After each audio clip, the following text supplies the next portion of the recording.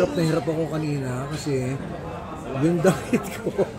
Kasi kaya Yung dakit ko, pinagyabang ko pa na nabili ko yun sa Switzerland. Oo, kanina Italy. Oo nga, eBay din Italy, but I bought it in Switzerland. Tapos, 3 patong yun, ang init pala sa stage.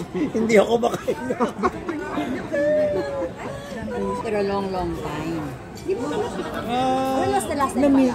Na-miss ko ito kasi una, I'm back with very good musicians. Si Ernie is a friend. And tapos, itong No Misos, puro kaibigan ko yan eh. Si Alina, yung buong grupo. And then si Adborja, na kasama ko sa Cosmo Bar. Ang revelation sa akin si Attorney Puno ba yun? Rene Puno na siya, nakakatuwa siya kasi kanina nagkakaproblema kami sa sound system. And everybody was complaining na bato kasi lahat naman kami kumakanta, di ba? Si Attorney nakatahimik lang siya. Para sabi namin, ano talaga siya, no? Oo, ano pala to, talagang mahabang pasensya. Biglang nag-comment sa mic, ngongo! Sabi ko, ikaw naman. Inipon lang pala niya. So sabi ko, ulitin natin to ng talagang, well, I hope it really turned out very well. Talagang 7 sponsors pa ang tinanggap. 7. Ganun ba? may Davao pa raw kayo. Naku, kailangan ko na talagang humingi ng buong permiso kasi basta mga gagawin ko yung ganito, yun nga yung pinapaliwanag ko sa producer. Siyempre, government official ako. I have to officially submit na bigyan ako ng permiso. Kaya ako natatakot doon kasi nga laki-laki ng picture ko. Kasi kung ano lang naman yun, guesting lang. Mukhang ako yung mission eh. Kailangan namin din eh. Hindi naman, lang ako, sigit lang ako kasi nga. Dapat akayat. Kasi lang ang sabi ko dito kila Edith, parang pang-release ba ng stress. Ako, kahit kay April Reyes, sabi ko, singit mo naman ako sa mga taping mo, lang ba? Cameo. Kasi nga, yung energy ng show business, therapeutic siya eh. Therapeutic. Una kasi nga, kahit ano pa sabihin nila, it's a world of art. And art is the only thing left in the world that creates. Art never destroys. Isipin niyo mabuti, yun na lang ang natitira with all the conflict happening. Art na lang ang natitira na nag-create. Hindi siya nananakit, hindi siya naninira, hindi siya gumigiba. So, kaya gusto ko, balik ka na ng balik doon because para bang yung nagkakaroon ka ng cell regeneration. Kaya mga artists laging yung energy mataas. At any point na when you accepted public office position, you never thought about turning your back on showbiz fully talaga? It would always be... Alam mo naman ko, I'm always a free-spirited person pagka yung talagang sasabihin ko to turn my back sa showbiz. Hindi naman siguro. Masyado nang malaki ang utang na loob ko sa show business na hindi ko ma-define yung sarili ko kung aalisin ko yan. And plus, mo naman, ang relasyon ko sa mga taong showbiz, hindi ito celebrity or official, tas press, hindi na, barkada na ito eh. And there's so many things I miss. Friends, na I look forward to na kahit magkismisan, gumawa ng intriga. Ako talaga? Oo, ikaw ang sanhi. Sabi mo kanina, totoo ba yun? Seryoso ka na kinwestiyon ka, binagsakan ka ng RA something? Oo. Anong RA nga ito? Kasi di ba, sumigil lang tayo ng hindi naman yun parang something negative. It's just a requirement out of respect to my superior. Sino superior?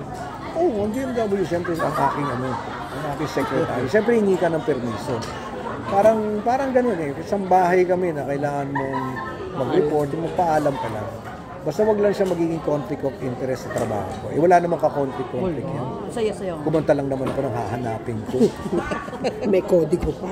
Oo. Parang nabitin nga kami. Parang yung mga, di ba? Parang bitin sila sa 3 songs mo. Mas masarap naman yung nabibitin para balik-balik. Meron Where does a new generation of people na hindi aware na singer ka rin. Yeah, Kasi that's, naabutan that's yun. what I'm telling, Edith, alam mo, Edith, wala na nakakaalam na, I don't think they'll even be excited to find out na kumakanta ako. So, kaya lang, it's so wonderful to see familiar faces. Ang hirap naman ng pyesa mo. Spain pa talaga. Ito nga lang si, alam mo, sa totoo lang. Kasi kaya ang nakagawa niya, tsaka si Gary. Dati mo ng pyesa yan. Yung Spain. Hirap. Oo, mahirap yun. Pero yung acting and hosting nga pala yun. No, wala nang malaman. Namimiss ko siya talaga. In fact. Kaya lang, hindi naman ako pwedeng yung how I acted on television before. Siyempre, I have to have some serious considerations kung ano yung status ko naman. Diba? Baka hindi na ako paniwalaan kapag naglalandi-landi pa ako. Pero kunyari siguro role, okay, kasi role naman yun. Pero kung yung hosting kasi, hindi ka naman magpapanggap dun. Speaking of hosting, babalik ulit yung yung dati mong game show na Which one? Ha? single. Hindi naman ako yun, si Aling King yun. Ay, sorry po. Pero kung sakali ba may balik ulit, ganyan, tatanggapin niyo? Depende sa papaalam ako. Basta wag lang siyang, wag lang siyang, So pwede pa rin mag-taping ka? yun nga, kailangan ka Schedule humingi lang, ng, weekend. humingi ka ng, yung kunyari, yung oras ng trabaho, hindi ka naman pwedeng nagtitaping kung pumapasok ka sa office. Kaya ano yung sense of fulfillment na nakuha niyo sa public service na wala nang nasa showbiz ka? Nabubuo kasi yung equation ng meaning Kasi di ba yung masarap yung nakakapagpasaya, pero pagkatapos nun, minsan kita mo yung mga di ba, no, kami nila ay noon. Hindi naman namin naaalala yung detalye ng ginagawa namin, lalo na kung taping, kapraka-praso yun. Hindi mo naman nakikita yung kabuuan. Kaya lang, pero kung live show, makikita mo sumasaya sila. Pero yung talagang hinahanap mo na magmamatter yung nasa isip ko to change your life,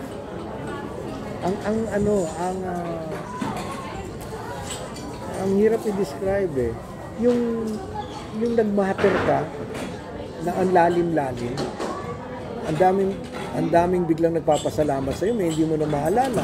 Kagaya nung kanino nandito, napagamot ko daw yung kanyang kapatid. Hindi ko naman naaalala yun. And yun din na na-discover ko. Yung sarap kasi ng nasa public service ka, when you reach that point that you're not even interested na ikaw ay pasalamatan.